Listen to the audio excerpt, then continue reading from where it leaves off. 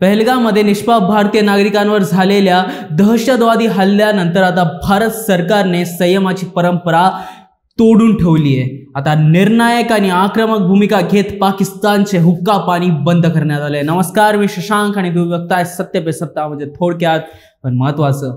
1960 मध्ये भारत आणि पाकिस्तान यांच्यात झालेला ऐतिहासिक सिंधू पाणी करार, जो युद्धांच्या काळातही अबाधित राहिला, आता भारताने स्थगित केला आहे।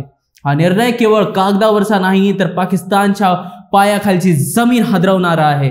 दरवर्षी 39 अब्ज घनमीटर पाणी भारतातून पाकिस्तानकडे वाहत होतं। आता हे पाणी रोखून पाकिस्तानला आर्थिक आणि सामरिक दृष्ट्या दडपून टाकण्याची रणनीती सुरू झाली आहे।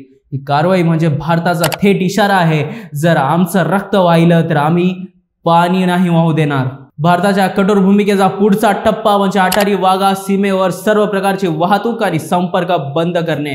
व्यापार, यात्रेकरू, विद्यार्थी, रुग्ण सर्व प्रवाशांसाठी सीमा बंद करण्यात आली आहे। पाकिस्तान नागरिकांसाठी व्हिसा सेवा तत्काळ रद्द करण्यात आली। ही केवळ बंदी नसून भारताने पाकिस्तानात दिलेला स्पष्ट संदेश आहे। क्रॉस बॉर्डर दहशतवादाच्या प्रत्येक थेंबाचं उत्तर आता प्रत्येक सीमेवर मिळेल। राजनैतिक पातळीवर भारताने सडेतोड उत्तर दिलं आहे। पाकिस्तान उच्चायुक्तालयातील कार्यरत असलेल्या सर्व लष्करी सल्लागारांना भारतातून हकालपट्टी देण्यात आली आहे। एवढंच नव्हे तर पाकिस्तानच्या राजनैतिक स्टाफची संख्या 55 वरून 30 वर आणण्याचे आदेश दिले आहेत। भारताने आधी कधीही इतके स्पष्ट आणि ठाम शब्दात पाकिस्तानला राजनैतिक आणि सामरिक पातळीवर उत्तर दिलं नव्हतं। या निर्णयामुळे आंतरराष्ट्रीय स्तरावरही खळबळ उडाली आहे। संयुक्त राष्ट्रांपासून ते अमेरिका सारख्या शक्तिशाली राष्ट्रांनी या घडामोडीकडे लक्ष दिलंय। भारताच्या या पावलानंतर आंतरराष्ट्रीय राजकारणात पाकिस्तानला अजून वेगळं पडावं लागणार आहे। भारत आता सॉफ्ट स्टेट राहिला नाही, तर डिफायनिंग स्टेट म्हणून समोर येत आहे, ज्याच्या निर्णयामध्ये स्पष्टता, ठामपणा आणि राष्ट्रहिताचा अंतिम विचार आहे। देशातही या निर्णयाचं स्वागत केलं जात आहे। देशातील सर्वपक्षीय नेत्यांनी, संरक्षण तज्ञांनी, माजी लष्करी अधिकाऱ्यांनी यावर समर्थन दर्शवलंय। सामान्य नागरिकही या पावलाने आत्मविश्वासात भर पडल्याचं व्यक्त करतात। देशाने आता केवळ सीमारेषा ओलांडणाऱ्यांना नाही, तर सीमारेषा ओलांडण्याच्या विचारांना उत्तर दिलं।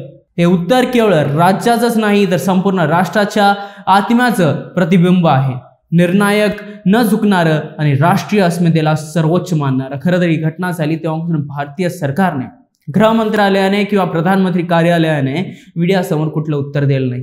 पंतप्रधान नरेंद्र मोदी यांनी आल्यानंतर तत्काळ एक हाय प्रोफाईल बैठक घेतली। अमित शहा, एस जयशंकर आणि भारताचे सर्वोच्च रक्षा तज्ञ अजित डोवाल, त्यासोबतच वित्त मंत्री निर्मला सीतारामन हे सर्व त्या बैठकीत उपस्थित होते। त्यानंतर सांगलं जात आहे की रक्षा मंत्री यांनी आपला लद्दाख दौरा रद्द करून टाकला। पाकिस्तानने सीमारेषेवर आपली हालचाल वाढवली आहे। भारताने आपल्या तिन्ही सैन्यांना हाय अलर्ट वरती राहण्याचे आदेश जारी केले। येणारा काळ भारत आणि पाकिस्तानसाठी खूप महत्त्वपूर्ण ठरणार आहे, कारण पाकिस्तानला सडेतोड उत्तर द्यायला भारत, भारतीय सेना आणि शहीद झालेल्या प्रत्येक कुटुंबाचे कुटुंबीय आणि सर्व भारतीय तयार आहेत।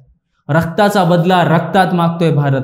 जर आमच्या भूमीवरती पाकिस्तान्यांमुळे भारतीय रक्त सांडलं, तर पाकिस्तानमध्ये, पाकिस्तानच्याच भूमीवर पाकिस्तानी रक्त सांडवण्यात भारत मागे नाही हटणार। प्रधानमंत्री नरेंद्र मोदीकडून भारतीयांना खूप अपेक्षा आहेत। खरं तर ते कितपर्यंत या अपेक्षांवरती खरे उतरतील हे पाहणं गरजेचं आहे। जर आमचा हा व्हिडिओ आवडला असेल तर आमच्या चॅनलला लाईक, शेअर व सबस्क्राईब करायला विसरू नका। आणि अशाच महत्त्वपूर्ण घडामोडींसाठी पाहत राहा सत्य पे सत्ता, म्हणजे थोडक्यात पण महत्त्वाचं। जय हिंद।